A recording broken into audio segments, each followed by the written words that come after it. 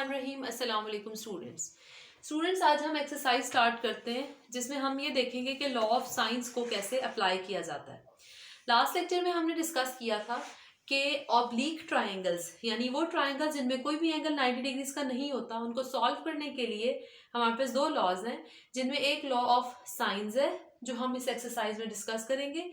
हमने वो कंडीशंस भी देखी थी कि कब लॉ ऑफ साइंस को अप्लाई करना है या किया जा सकता है। ओके, यहाँ हम देखते हैं क्वेश्चन अपना। क्वेश्चन है, in any triangle ABC F, number 1, small a is 10, small b is 15, beta is 50 degrees, find alpha. अब सबसे पहले हम ट्राइंगल को ड्रॉ करके देख लेते हैं। अगर मैं ट्राइंगल को ड्रॉ करूं, रैंडम पे आप a अल्फा, b बीटा और c गैमा, कैपिटल C के opposite small c, small b and small a। Information देखिए, हमारे पास स्मॉल a है 10, स्मॉल b है 15, एंगल बीटा इज 50 डिग्रीज, ठीक है।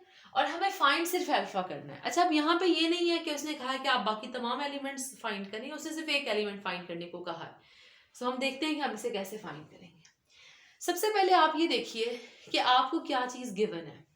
यहाँ आपको दो साइड्स गिवन है। हमने ये पढ़ा था नंबर 2 पॉइंट से। सेकंड पॉइंट क्या था कि अगर दो साइड्स और दोनों में से एक के ऑपोजिट वाला एंगल गिवन हो तो लॉ ऑफ साइंस यूज होता है। अब आपको दो साइड्स गिवन है ए और बी, और दोनों में से किसी एक के ऑपोजिट वाला एंगल हो। अब देखिए कि अल्फा आपको बीटा आपको जो गिवन एंगल है वो बीटा है। सो दोनों में से बी के ऑपोजिट वाला एंगल आपको गिवन है। सो अगर बी के ऑपोजिट या ए के ऑपोजिट वाला एंगल गिवन है तो लॉ ऑफ साइंस यूज होगा, क्योंकि हमारे पास ये दोनों साइड्स हैं। दोनों साइड्स में से किसी एक के ऑपोजिट वाला, अब देखिए यहाँ हमें बीटा गिवन है, सो बी के ऑपोजिट है, means law of sines use होगा। नाउ लॉ ऑफ साइंस क्या है? लॉ ऑफ साइंस था a over sine alpha, b over sine beta, c over sine gamma. अब हम इंफॉर्मेशन को अगर देखें तो कहीं c और गैमा का जिक्र नहीं है, सो हमें इसको लेने की जरूरत नहीं है। हम सिर्फ इसको कंसिडर करेंगे। Consider a over sine alpha, b over sine beta. So इसमें देखिए कि आपके पास स्मॉल a है 10, अल्फा हमारे पास क्या है, हमें बेसिकली अल्फा फाइंड आउट करना है। सो अल्फा ऐसे ही रहेगा। स्मॉल b हमारे पास है 15 और बीटा हमारे पास है 50, साइन 50 डिग्रीज। सो अब हमें साइन अल्फा फाइंड आउट करना है। इसके लिए हम क्या करेंगे, क्रॉस मल्टीप्लीकेशन कर लेते हैं। 15 मल्टीप्लाइड बाय साइन अल्फा, ये मल्टीप्लाई किए, इनको आपस में करें, 10 मल्टीप्लाइड बाय साइन 50 डिग्रीज। हमें बेसिकली अल्फा चाहिए। सो अल्फा फाइंड करने के लिए 15 को हमें डिवाइड करना होगा, ठीक है।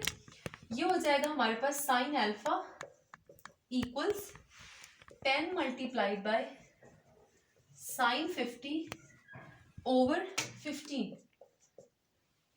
अब कैलकुलेशन करने का एक ये तरीका है कि आप पहले साइन 50 फाइंड करें, फिर आप उसे 10 से मल्टीप्लाई करें, फिर 15 से डिवीजन।